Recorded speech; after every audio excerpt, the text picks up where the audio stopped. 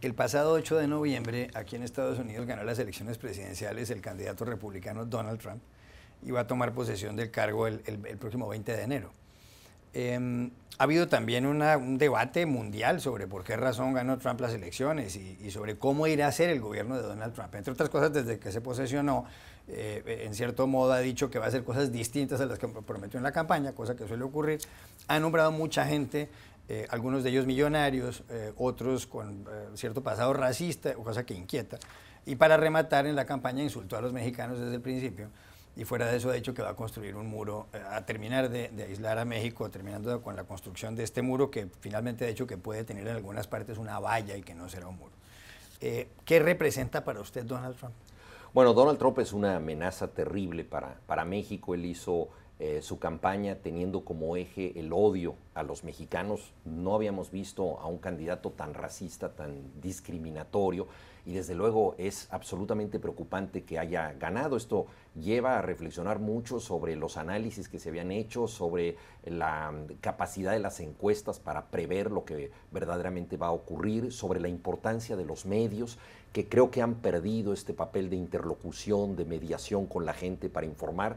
Estamos nosotros ante un nuevo fenómeno donde la mayoría de las personas recibe las noticias o los comentarios sobre las noticias a través de su teléfono celular. Se habla cada vez más de la posverdad, que no quiere decir esto que no exista la verdad, quiere decir que la verdad importa muy poco porque hay tantas distorsiones noticiosas que afectan el verdadero juicio de la gente. Alguna vez Humberto Eco dijo que el Papa Juan Pablo II era la Edad Media más la televisión, es decir, algo muy retrógrada que tenía una plataforma muy moderna para expresarse.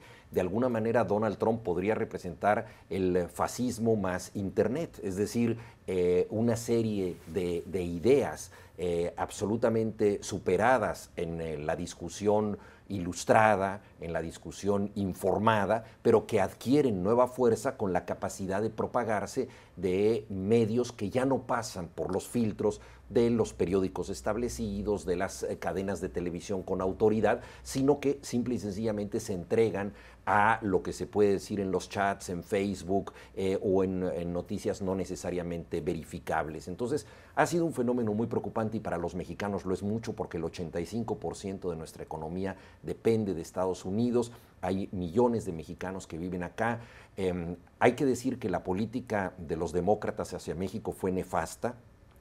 Obama rompió récord de deportaciones, no estábamos en la mejor situación posible. Es terrible que los mexicanos tengan que saltar un muro, porque ya existe el muro en 1,500 kilómetros de la frontera. Yo estuve hace unas semanas en Tijuana, Baja California, y pude ver esa valla y ahí había un grafiti que decía: aquí es donde rebotan los sueños, es donde la gente quiere ir a Estados Unidos en busca de una tierra de promisión, pero tiene que saltar la barda, arriesgarse ante la patrulla fronteriza y después sobrevivir en el desierto para conseguir un trabajo que de por sí existe y que es necesario. Entonces, esta situación totalmente anómala ha sido permitida por varios gobiernos demócratas. La situación ya era muy grave, pero ahora con posibles deportaciones masivas, con proteccionismo para la industria norteamericana, revisión del Tratado de Libre Comercio, que a mí me parece un tratado muy mal hecho, pero por otras razones, pero que podría afectar a la industria mexicana en la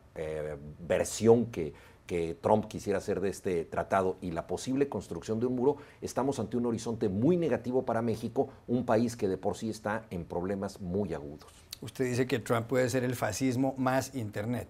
¿Es fascista Donald Trump?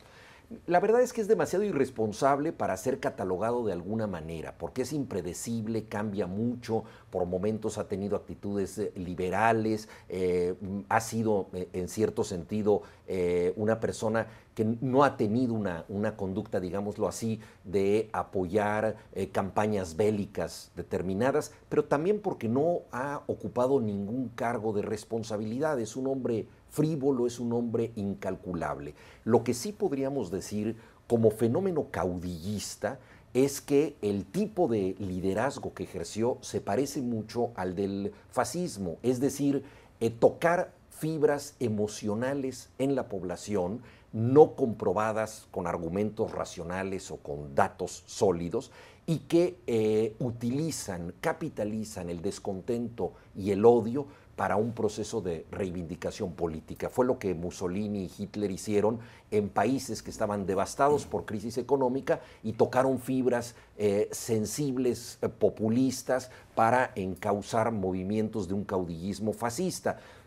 Técnicamente probablemente no sea un fascista Trump en el sentido de su ideario, porque su ideario prácticamente no existe, cambia con el viento, pero su caudillismo ciertamente tiene un cuño fascista.